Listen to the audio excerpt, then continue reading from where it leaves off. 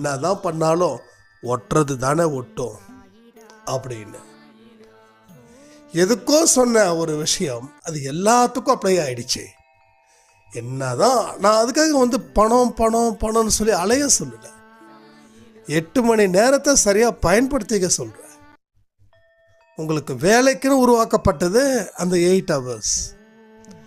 அந்த வேலைக்குன்னு உருவாக்கப்பட்டதுலேயும் நீங்கள் என்டர்டெயின்மெண்ட் ஹவர்ஸ்லேயும் என்டர்டெயின்மெண்ட்டு, தூங்கும்போது உங்களுக்கு என்டர்டெயின்மெண்ட்டு. அப்போ 24 மணி நேரத்தில் நீங்கள் முழிச்சிட்ருக்கிற நேரம் 8 மணி நேரம், ஒரு 6 மணி நேரம் தூங்குகிற நேரத்தை தாண்டி மீதி இருக்கக்கூடிய நேரத்தில் நீங்கள் என்ன உருப்படியாக செஞ்சீங்கன்றதை யோசிச்சு பாருங்கள்.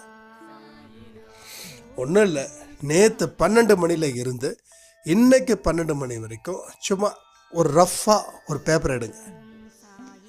12 மணியில் இருந்து நேற்று 12 வரைக்கும் என்ன பண்ணீங்க?